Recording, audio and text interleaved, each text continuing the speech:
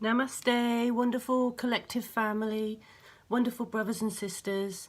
I felt guided to actually make a video today to show myself because I've had a lot of people come to me saying, well, what do you look like and who are you? And, so I just thought, right, okay, well, let's make a video and show myself and put a face to the voice, so to speak. And also I'm here to tell you about my story, my journey, my personal journey of when I was taken and I was spent 5 years in our linear expression on Ganymede. So first of all, let's tell you a little bit about myself. My earth name is Rhea. My birth earth name is Rhea. My fifth dimensional self is Aurora, and my higher self, Athena, the energy Athena Ashtar, the encodements. And a lot of people get confused about that. And so I get a lot of emails about the Ashtar and energy and the Athena energy, and many souls, bless them, are confused. So in a short version to explain it, and these are the words of our commander, Lady Athena, the Athena is the counterpart energy of Ashtar, okay? Like an energy, a monad, an emanation. And Athena is the counterpart energy of Ashtar, and the energy, the feminine energy, is the aspect of the oversoul monad, sent forth into objective form and sent here to Gaia or wherever. And we have to think of the energy as plural and not singular here. This is plural, not singular. The energy, the Ashtar Athena energy, encodements, monad, oversoul, whatever you wish to call it. It's got many names. Names matter not. The energy can function separately, or as a twin ray, or as a vast network of oversoul consciousness. So it's a beautiful energy to be a part of. I am blessed to be a part of this energy. So, and I wanted to share that with you. Many dear souls get so confused, and they're in a singular manner when we need to get out of the realm of singularity and into the realm of being more plural and oneness, consciousness. So that's me. That's who I am. My journey started with, my spiritual journey started with me moving into more esoteric teachings. So I started in esoteric orders. I started in Masonry, Freemasonry, for men and women, by the way, not UGLE, which is Grand Lodge of England for men. I'm talking about the united, where women and men can be Masons, can be Freemasons. And yes, they can. So a lot of people are like, no, Masons are only men. No, Masons can be women as well. And co-masonry, Freemasonry for men and women was the Masonic lodges that I started in, because I had this love, this passion for wanting to understand about the mystery teachings and the ancient mystery teachings of the mystery schools. And this knowledge is old, it's very old. It was passed down Lemuria, Atlantis, from Pallades, oh my gosh, we can go even further back than that. It's very, very, very old esoteric knowledge, and these orders, they've had a lot of scrutiny and misdirection and disinformation about them and stuff. So the whole time I'm in the order still now, and many orders, but I, in my entire Masonic career, have never seen any negativity or, well, actually, there's a lot of ego. Oh yeah. There's a lot of ego, because once you reach a Master Mason, you're then scrabbling to get to sit in the chair of King Solomon. But that's just ego. That's just part of our human nature. And where there's ego, there is love. and there is light. And in these Masonic orders, the Masonic orders that I belong to, I see ego, yeah, but I also see love. I also see light and friendship, brotherly, sisterly love. So that's how I started out. So I started in Masonic orders, and I've worked my way around the Masonic orders, and I'm also a member of the Ancient and Primitive Rite of Memphis Mizraim, which is an ancient esoteric Egyptian order as well. So another beautiful order. And yes, the degrees don't stop at 33. They continue all the way up to 97. Have I got 97 degrees? No, I do not. Can I be bothered to go all the way up there? No, I can't. That's too much for me. I'm happy of the knowledge and the degrees I got, the love that I received. So no, I don't have 97 degrees.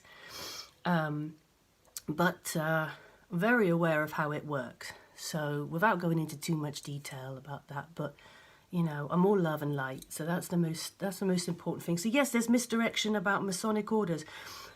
Some people have, depending on your level of consciousness awareness, some people in Masonic orders have had a terrible time. Okay, depending on your polarity that you live in. Me, I had a fabulous time. I have a fabulous time. And yes, there is ego. Yes, there is ego. And yes, a couple of times some members of my lodge cannot be very forthcoming.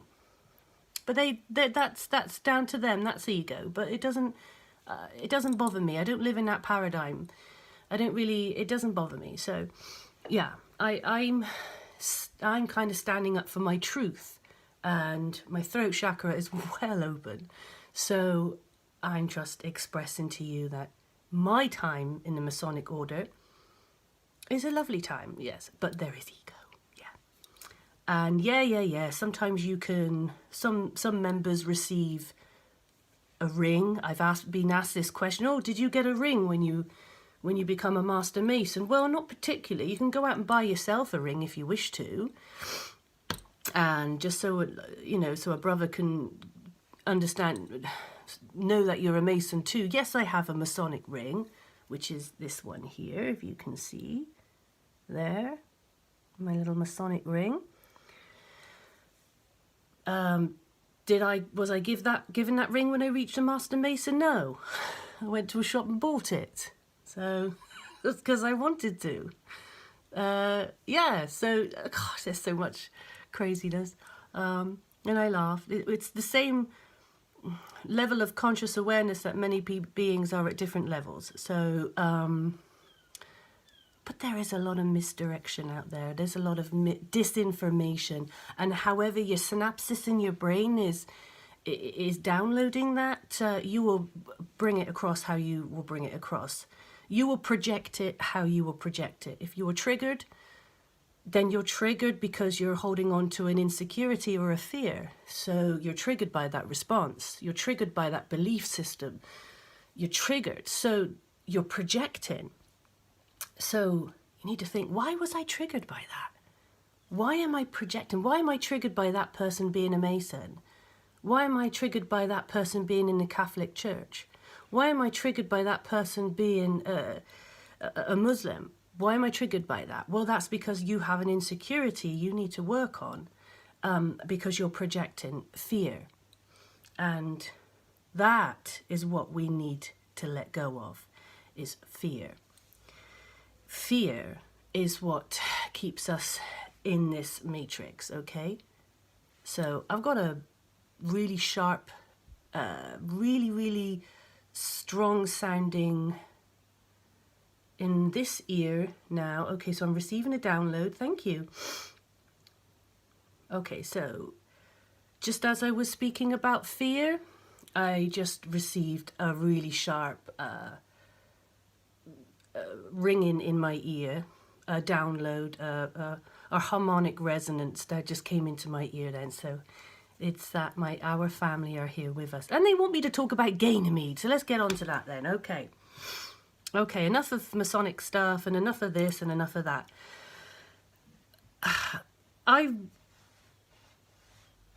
I came back, obviously, for the ascension and to anchor the light into the planet, to anchor the light into Mother Gaia's core, to be that beacon of light, to be that anchor, to be that conduit, and to spread that light, and to spread the message also as an ambassador of the Jupiter Command, which is the counterpart, sister counterpart of the Ashtar Command, okay? Galactic Federation of Light, or now they are calling themselves Super Galactic Federation of Light.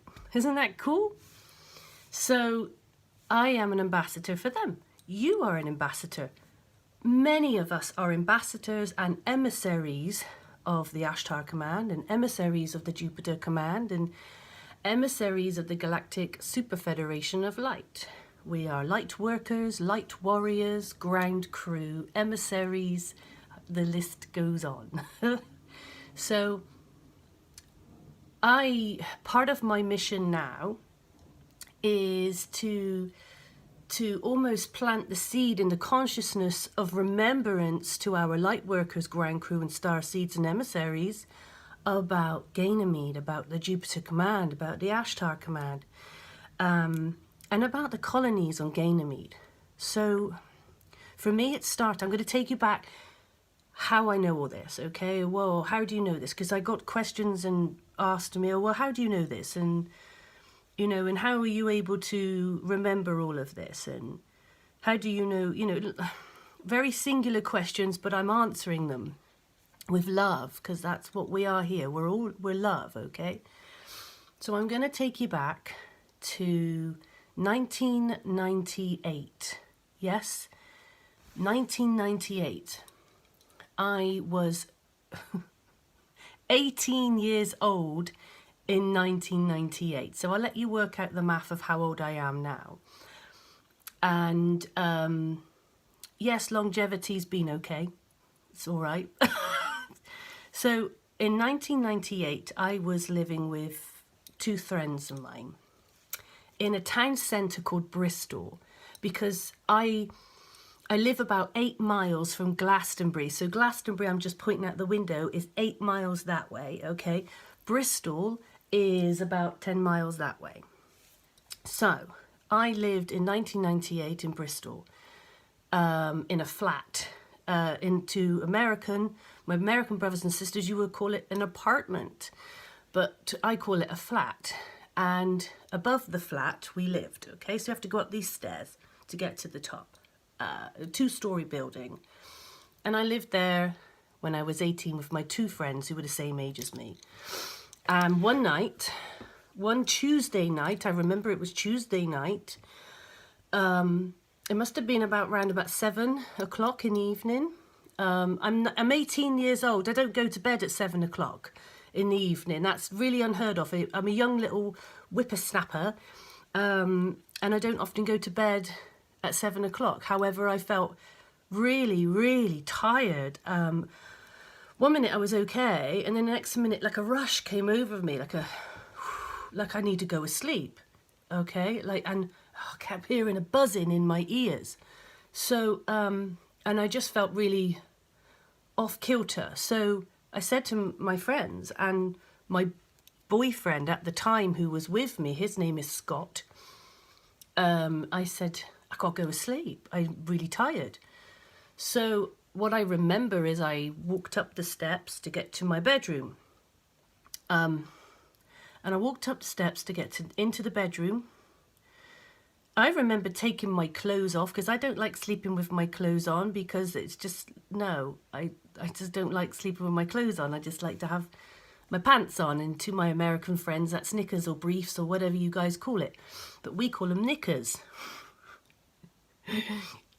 You call them, I think you call them briefs, don't you? I'm not too sure. But anyway, I took my clothes off, my top, my trousers, my socks, everything. Just got into bed. And I went to sleep, or I believe I went to sleep. And I remember my lower conscious self was, so I remember lying in on a bed. I remember I'm not sure where I am. I thought I'm asleep, and some people call it sleep paralysis. No. I've gone past sleep paralysis. It wasn't that. But so my conscious lower self in my memory, in my dream, I'm lying on this bed. Okay, it's bright. The room around me is really bright, like clinical bright, like an operating theatre, but just like really bright, okay? And to the left of me were two small beings, okay? They were about 5'4", 5'3" in height. They were little beings. I believe they were Yael or Enesinio. There's many names, but you would say small little grey alien, but they're not. They're different. There's so many different variations here. So to the left of me there was two small, I say they Yael. And then another taller being behind them, more humanoid. Blue skin, beautiful. Then to the right of me is a really, really tall, handsome man, okay? Beautiful, impeccable looking being with a suit on. They've all got different suits on, different colours, by the way. He had hair like down to my length, maybe, blonde with a kink. Beautiful, beautiful. And he put his hand on my head and his lips didn't move, but telepathically said, Aurora, everything is fine. You're safe. You're home. Okay? And I felt like a pain down here. I felt like a pain in my lower abdomen. And then I woke up. I suddenly woke up. I'm in my bed. I'm in my bed, back on Earth. And I'm really shaking. I'm sweating. I'm all over the place. And there's this static buzzing in my ears, a buzzing in my head. Everything was just buzzing, like this noise. And I tried to get up out of bed. So when I got out of bed, I fell on the floor and I went flump on the floor like that, because my whole right side of my body was numb, completely numb, like paralyzed. And I couldn't walk. I was crawling across my floor like this. And as I looked up, my room was pitch black, but like my door is there. In the hallway, there was a light on, and there was this really tall figure. Oh, this figure was taller than the door. Like, this head was, you know, very tall. I could only make out the outline of this figure, and I'm reaching my hand out to this figure to help me. And then suddenly, Scott, my Earth boyfriend, who's only about 5'7", comes running through the door to pick me off the floor. And he picks me off the floor and he's like, "What are you doing?" And I'm all over the place. I'm sweating, I feel sick, I'm shaking, I'm cold, I'm freezing and hot. This buzzing won't go away, this weird pain, this weirdness down my side of my body was just, yeah. So he lifted me up and put me downstairs. And my friends were like, "What the hell are you doing, Ria? What's going on?" And I said, they got me some water because I was just all over the place. And I said, "Oh my gosh, I've just had a really bad dream. I've had a nightmare or something. It was really weird. It was just really weird. I just don't know what was going on." And my friend said to me, how can you have had a dream? I said, "Because I've got to bed. I went to bed." And they went, "No, you didn't." I said, "What do you mean?" And they were like, "Ria, you've just walked up the stairs 5 minutes ago." I said, No. I've walked up the stairs. I've took my clothes off. I've gone into bed. I've been asleep." And they said, "No, you have just walking up the stairs, literally not even 5 minutes. And then we've heard a thump, and Scott ran upstairs to get you." So I was like, hang on, 5 minutes, you say? And they said, "Yeah, you've just walking up the stairs, Ria. We thought you'd fallen at the top of the stairs or fallen down the stairs, and that's why we've ran over to get you." And I said, "No, I fell off my bed because I've had a bad dream." And they were like, "Yeah, but you've only just ran up the stairs, Ria." And then I looked down and realised I've got my clothes on. But I took my clothes off. I am adamant I took my clothes off and I got into bed because I don't like sleeping with my clothes on. But my clothes were on. Okay, so that was really perplexing for me for a long time. I kind of thought, well, what the hell has happened to me? My friend said I only just walked up the stairs, yet I was gone. I reckon I'd been asleep for half an hour, maybe an hour. So a long time went by, and I struggled acclimating my consciousness down to 3D because I was technically fourth density 5D. And when I came back, I'm 3D again. And I was struggling to acclimate to those densities, that frequency and vibration, that consciousness was, slump straight back down into 3D. So it took me a long time to figure out what happened to me. I want hypnotherapy. I was regressed, or you call it regression therapy. And everything comes out in regression therapy because you put asleep. You're put under a you're hypnotized. I can't even get my words out. So what actually happened is that wonderful thing called missing time. So many of you watching this video will say, oh, well, you were abducted. Yeah? Okay, yeah, I was abducted. Yes. My body was taken. This wasn't an astral travel or an astral dream or an astral projection. No, I was teleported. Okay, yes, I was taken in my physical body. And, people are thinking, well, how the hell were you teleported off your bed? Out of a room, out of these bricks and water? Because what? Teleportation is a transfer of matter or energy.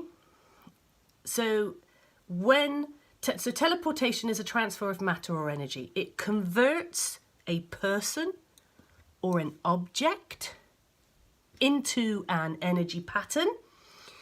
Then it beams the person or the object to a target where the person or the object is eventually converted back into matter.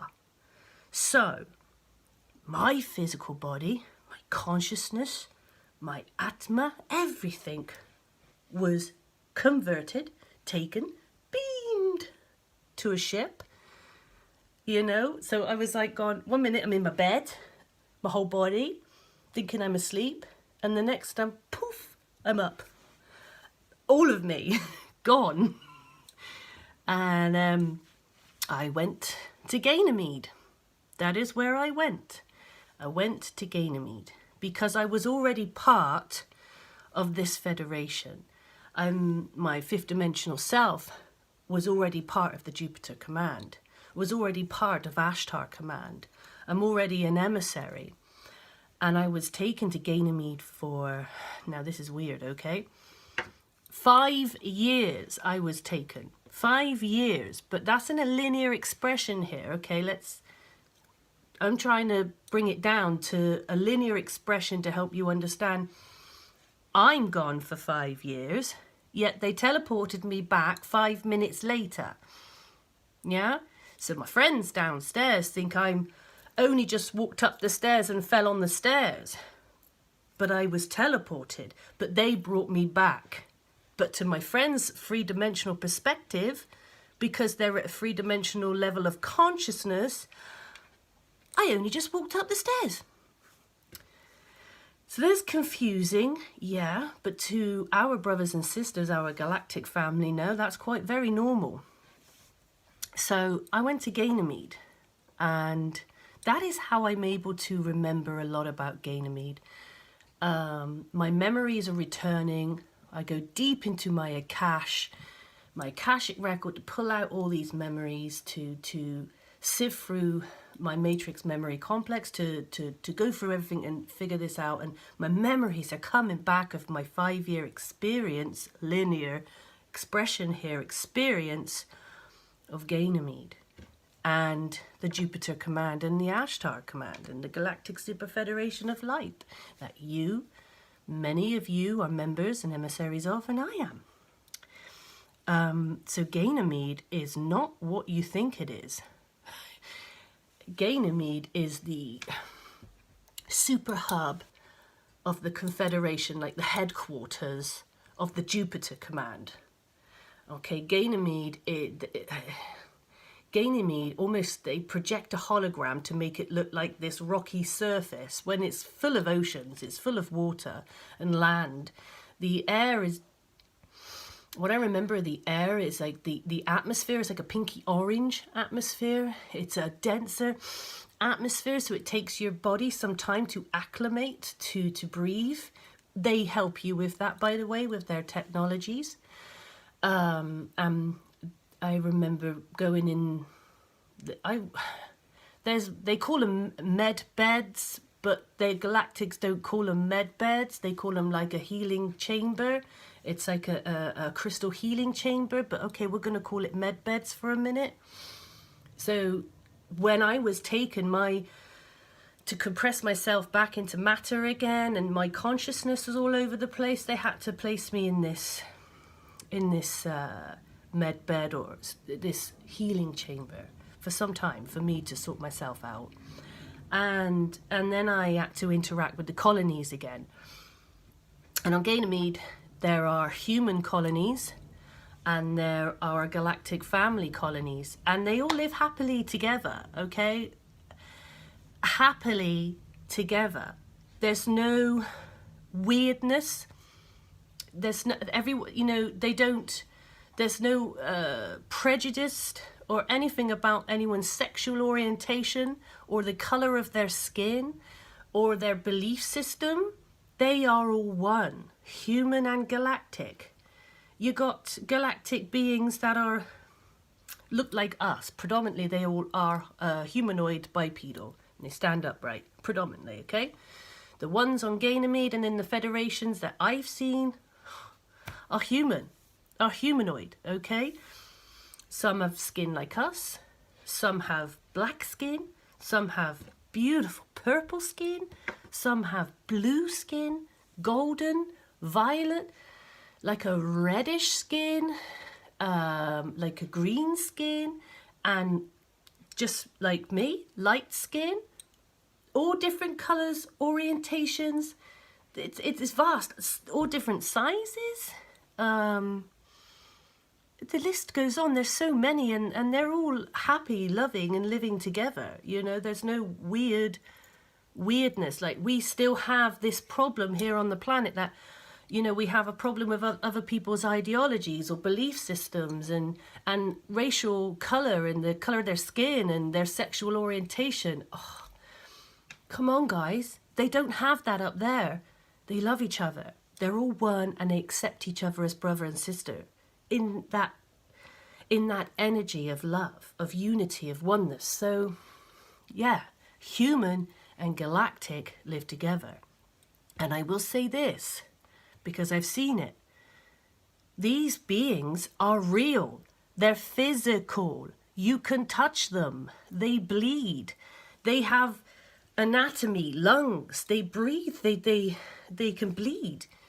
All right, some of their blood's different colours and stuff, but I would say the closest to us are the Venetians, and there's different variation of Palladian.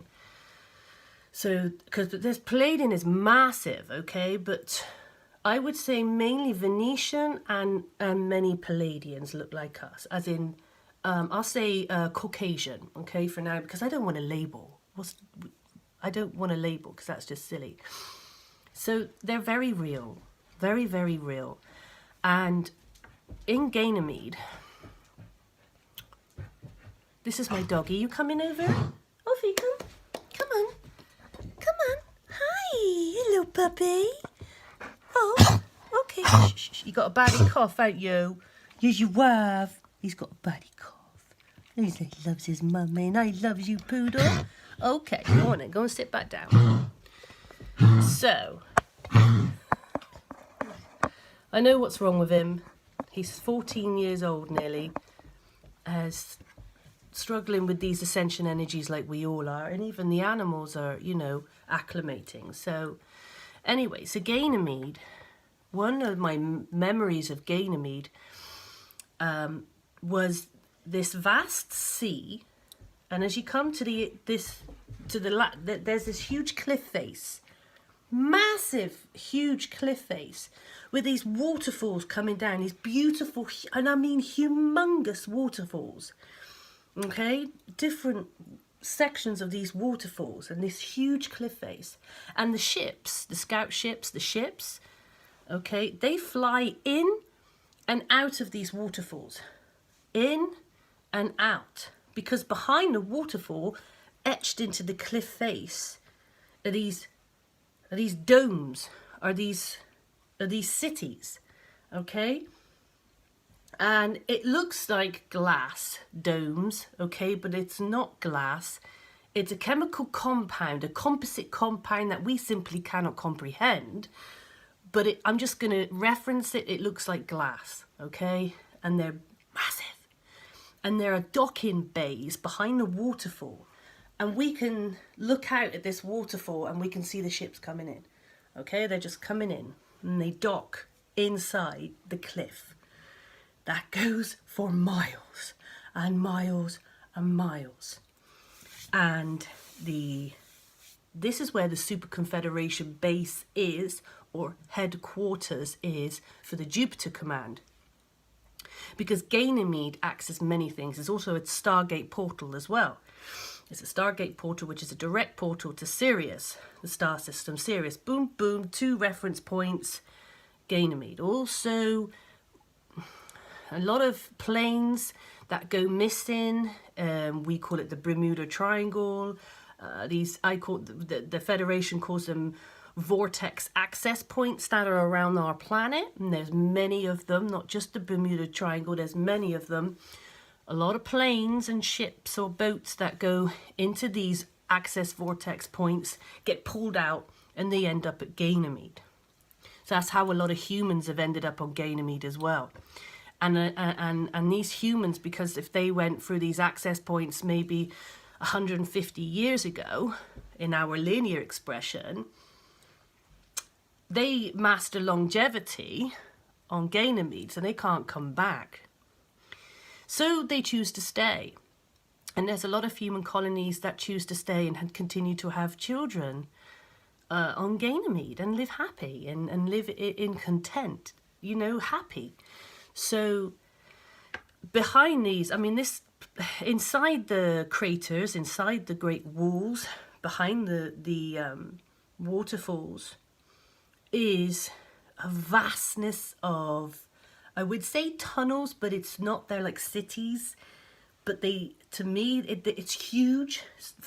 It just goes for miles. There's like a Hyperloop system, but it's a more sophisticated Hyperloop system of how they travel around. I mean, we've invented Hyperloop. Have we invented it? No, it was already invented over 200 years ago, yeah? So, but it's on Ganymede, this has been around a long time in terms of time. So they travel around on this electric, it's like a magnetism, like they come off the floor, they're almost floating, and they in these little vehicles and in these tubes, these train things, these cart things, and they're woof, woof, woof, whizzing around. And then that's a form of travel, okay, in these cities that are on Ganymede. There are some cities or these domes, city-sized domes on the surface of Ganymede, and there's also a system inside Ganymede that goes for miles and miles and miles and miles. The smaller scout ships can travel around inside, but the big motherships, they don't dock. They hang about, and mainly they're around Jupiter. And their small scout ships come in and out. Okay? There's also one of Jupiter's main outposts that is a beautiful mothership called the Aurora. And the Aurora is huge. And that's parked outside Jupiter's moon. Okay, it's parked outside Jupiter's moon. Beautiful, beautiful, beautiful, massive mothership. Okay, that's, again, one of the headquarters for the Jupiter Command. Okay, so they're back and forth, you know, back and forth from Ganymede to the Aurora, back and forth, and to the other ships in the Federations. And yeah, there is a compartmentalized fraction of the, I'm not going to say, this is where I don't want to get, the SSP, Secret Space Program, the positive side, they call themselves the Alliance, or we've come to call them the White Hats, have been on Ganymede many times. Many times have they been in the meetings that take place, many times. And these are the positive, there's a positive compartmentalized aspects of the SSP, Secret Space Program. And yes, they do come to Ganymede. Yes, they do go to the Aurora. And yes, they're in negotiations and treaties. And that's ongoing at the moment. And they've been there a long time. And some of them have to go asleep. Some of them aren't quite ready in their conscious awareness. So they go into like a sleep status before they go into these meetings. And some are. Some are very highly advanced already and are able to go into the meetings and be in the presence of a highly advanced being as well. So it's all consciousness. It's all different levels of awareness. So yes, they are there, and they've been working with the Jupiter Command, with the Ashtar Command, and with the Supergalactic Federation of Light, and these 52 star nations that are now even more than 52. They've gone even more than that. So Ganymede looks a lot like Earth. A lot like Gaia. It's green, it's blue, it's vast. It's not a rocky terrain that that the scientists call it. It's got oceans. It's got beautiful buildings. They have a I remember, and I've said this before, I remember, I'm human, okay? So I need to brush my teeth, but I don't have a toothbrush. So so how I brushed my teeth is I would stand in this like platform thing, small, in my room, and this laser hologram will come out of the wall and scan my teeth. Do that again. Up and down, in and out. Scan my teeth and clean my teeth. So I never need to see a hygienist. I never need to go to a dentist. I don't even need to brush my teeth. This laser, this hologram laser, it does it for you. Boom, boom, boom, boom. Oh, wonderful, nice breath. Clean teeth. No metal or anything like that. It was just wonderful. It was just a beam of light. A laser, a beam of light that comes across in and cleans your teeth. Oh, the joys of technology. And technology they have. They use replicators for their food and their drink and everything else. They do grow vegetables and they do grow, but they can also use a replicator. So they replicate pretty much anything they want.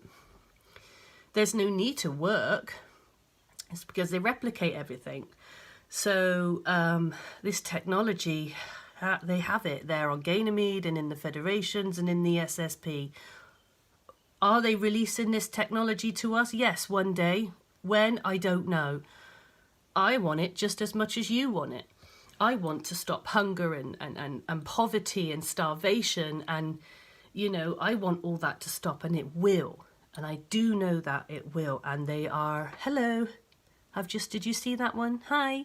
We've just got family with us here. So I've got several orbs just around my head, just here.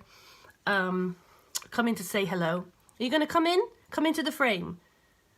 Going to come into the frame? Not you, Olfie. I'm not speaking to the dog. They were just flying around there. So whoever's watching this video, the comments below, you might be able to go, yeah, I saw it. I seen them flying around. So yeah, they've just come in consciousness form to say hi. So yeah, Ganymede is just vast. It's beautiful. They live in harmony, human and galactic. How it should be on Earth is how it is on Ganymede.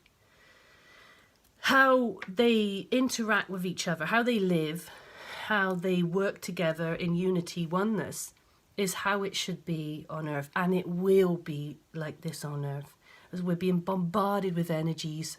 You know, we're all acclimating, our bodies are changing from carbon to crystalline, you know, our 12-strand DNA is coming online, you know, we're all feeling it, you know, and I've been knackered recently. I've been absolutely knackered. I've been, the energies are, you know, going crazy, because the energy comes from the galactic, they call it the Mother, Father, God, or Creator Force, the Son of all suns, you know, the cosmic sun, the cosmic center, okay? Excuse me, throat chakra's coming on.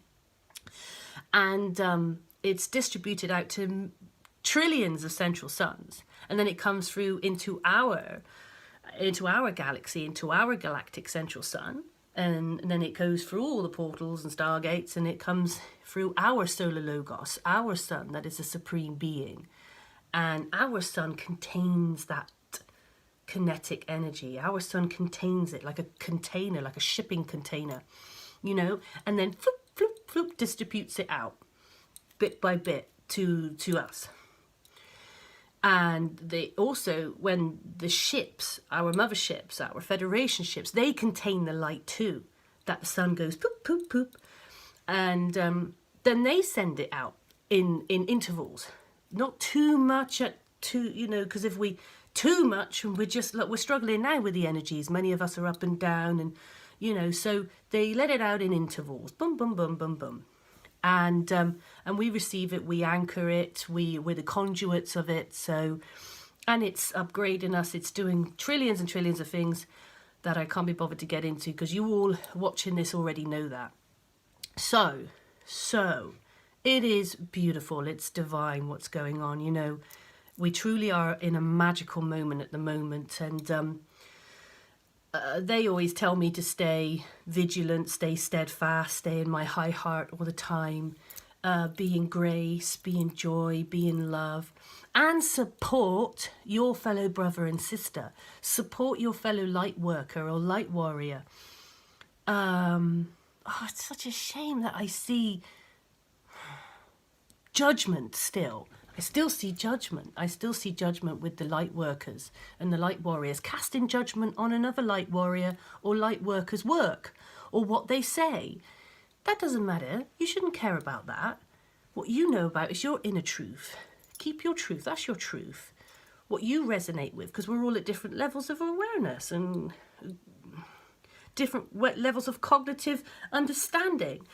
So to go and blast another light worker or light warrior for saying this, that and the other, that's judgment. Let's not get there. Let's not be in that spanning of thinking. Let's not be in that reality. Let's be in love and joy and oneness and unity. So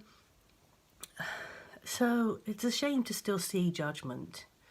It really is. So I'd stay out of that and stay in neutrality. And I send love to every single channeler, light worker, light warrior, who are beams of light, and that you are all doing a most amazing job. We are all doing an amazing job, and we support each other and love each other and grow with each other, and not say bad things about each other, because that's just not fifth dimensional awareness. That's not living in fifth dimensional harmony and love, is it? No. So let's be in love and joy. So I probably will make another video, because we're almost on 43 minutes, of a little bit more information about Ganymede and the Jupiter Command. So it's very real, okay? Just to finish this off. Ganymede is the headquarters of Jupiter Command and the Ashtar Command and the Galactic Super Federation is real, okay? Very real. And the beings, the galactic beings who are there are real. They're real too. You can touch them, okay? You can hug them, you can squeeze them, because they're just lush. I love them so much. They're so amazing. The love that pours, the love you feel when you're in their presence, when you're around them. We cannot comprehend this love that they give. This love, it's just so beautiful. It's just, words cannot come out of my mouth of the love that they give, the love that they shower us with. They love us so much, You know that? They really do love us so much, and they are here. They're in our skies. Many of you have gone to Ganymede, by the way. Many of you have gone to Ganymede. Many of you in your night bodies, in your astral travels, even possibly if it's down to your soul contract, you have been teleported, your physical form, like I was, to Ganymede. And Mars, because there's bases on Mars, there's bases on our moon, there's bases on Ganymede, there's bases on the asteroid belt. I mean, the list goes on. And many of you have been teleported and transported there, and all of it was subject to your soul contract. None of it's nefarious. I don't live in that paradigm. Oh, you was taken. Oh, you was abducted by aliens. No, I'm sorry. No, I asked for this. It was part of my soul contract. I gave this blessing. So, no. And thank you for the light. So, I love you all. I'll make another video like this again. I hope you all resonate with me, because I love you all. I'm such a Venetian soul, by the way. I have a Venetian twin ray, twin flame, who's in the Jupiter command. I'm not going to say names and stuff, but because they don't do names, by the way. It's in the federations, they don't really have names. They have code designations which represent office, or an office or a commander. So a role of, they have an office and or a commander role. Basically, it's responsibility. It's just responsibility. Ashtar, command, Ashtar, energy. The office is plural, not singular, and it's responsibility. Being a commander is responsibility. They do not put themselves on a pedestal. Office or commander does not mean pedestal. It just means responsibility of love. And love they are. They are. They're equal. We're just the same with them. They're not above. They're not below. None of all this. No, we're all equal. We're all one. Equal, one. We're not... We're one. Okay? Always have been, always will be. So, I love you all. I'll do another video soon. But if you enjoy the videos I make before, I apologize if the music's too loud, because I'm not a music producer or video editor. I do try my best. It takes me a long time to make those videos. Because I telepathically communicate. Everything is telepathic. Everything when I do is telepathic. I don't receive emails or anything like that. Everything I do is telepathic through my higher self, through my I am, through my higher self. And I have to push my ego to one side. Push my ego with love to one side so I can receive this download, receive this telepathic information, this telepathic communication. So channeling, yes, to a degree, but telepathic. And light language. I speak in full light language with them. And yeah, it's just gorgeous. It's just beautiful. And I love you all. Okay, we must stick together as a soul family, as a collective soul family, and love each other. And, you know, no hate. Let's just have love, okay? So I love you all, from me and Ulfie, who's asleep down there, and everybody who's flying around in my room, to our galactic family who love us, who love you, who love me, who love Ulfie, who loves everyone so much. I love you all. They love you. Blessings. Namaste.